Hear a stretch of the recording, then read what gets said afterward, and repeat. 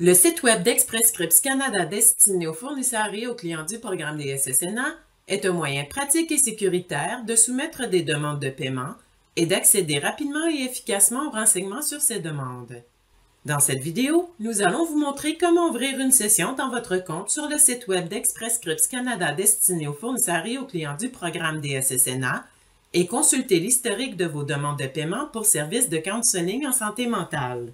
Tout d'abord, sélectionnez la langue dans laquelle vous voulez consulter le site web d'Express Scripts Canada destiné aux fournisseurs et aux clients du programme des SSNA. Cliquez sur English ou Français. Pour cette vidéo, nous avons sélectionné Français. Si vous n'avez pas déjà créé un compte, visionnez d'abord la vidéo sur le site web à l'intention des clients du programme des SSNA.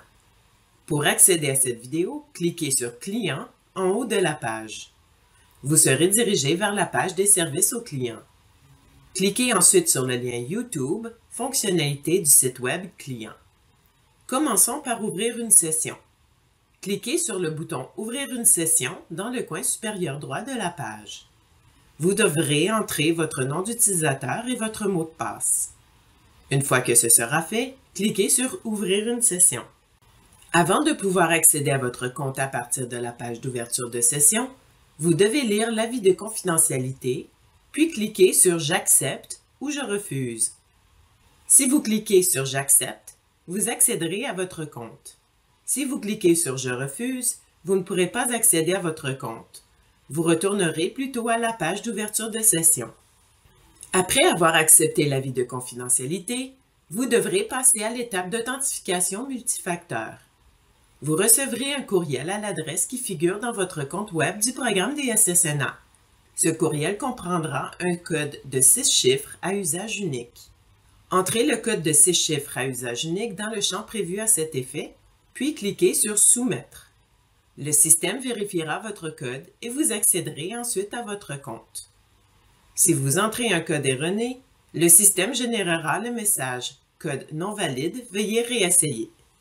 Une fois que vous aurez ouvert une session, vous serez dirigé vers la page « Mon profil ». Les champs Prénom, Nom de famille et Code d'identification seront déjà remplis dans la zone Renseignements relatifs au profil. Vous ne pouvez modifier aucun renseignement dans cette zone. Si un renseignement doit être mis à jour, vous devez communiquer avec le bureau du programme des SSNA de votre région.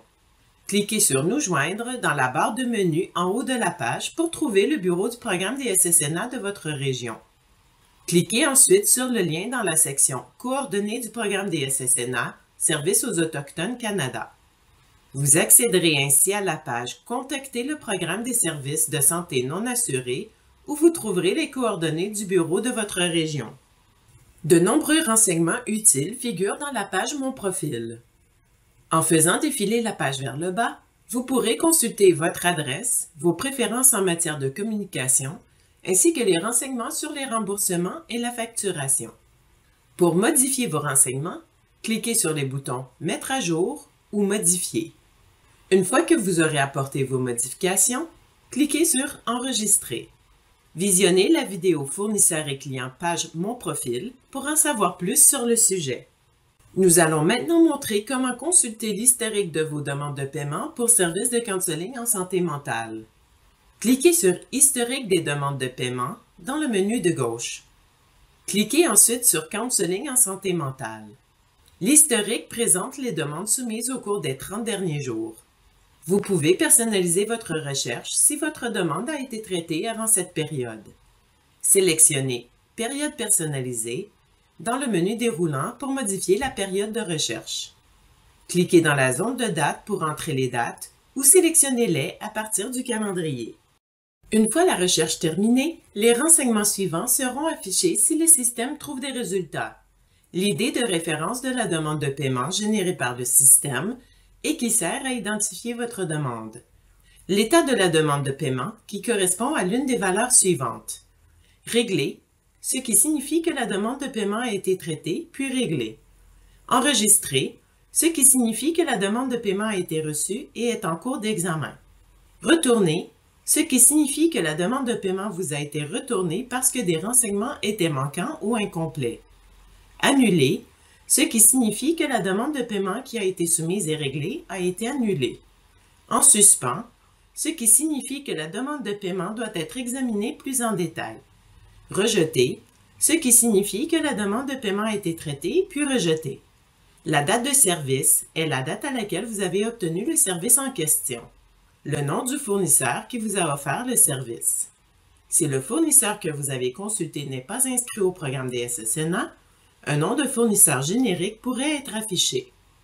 Le nom du service que vous avez reçu. Le montant demandé pour le service.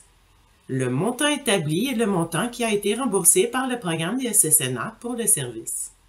La date de traitement de votre demande de paiement. Pour connaître la date de traitement, utilisez la barre de défilement horizontale au bas de la page. Si votre recherche permet de trouver plusieurs demandes de paiement, utilisez la barre de défilement verticale à droite de la page pour consulter toutes les demandes. Une fois que vous aurez trouvé la demande de paiement que vous souhaitez consulter, cliquez sur la ligne de demande de paiement. Les renseignements suivants seront alors affichés. L'idée de service, qui est un code associé au service que vous avez reçu.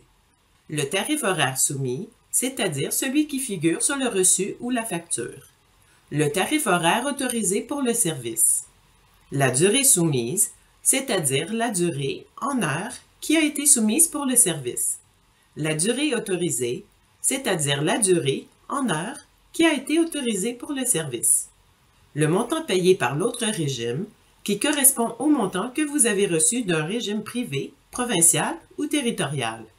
Le champ destinataire du règlement, qui indique à qui le paiement a été versé. Le champ message, qui indique les codes de réponse du programme des SSNA. Vous pouvez cliquer sur le code pour voir le message. Lorsque vous aurez terminé de consulter l'historique, vous pourrez fermer votre session. Cliquez sur le bouton « Fermer la session » situé à droite en haut de la page. Si vous avez besoin d'aide, le personnel du Centre d'appel d'Express Scripts Canada pour le programme des SSNA est à votre disposition. Communiquez avec le Centre d'appel d'Express Scripts Canada pour le programme des SSNA au 1-888-511-4777. Vous trouverez les coordonnées du Centre d'appel d'Express Scripts Canada pour le programme des SSNA sur notre site Web. Dans la section « Liens rapides » au bas de la page, vous n'avez qu'à cliquer sur « Nous joindre ». Nous espérons que cette vidéo vous a été utile. Nous vous remercions de l'avoir visionnée.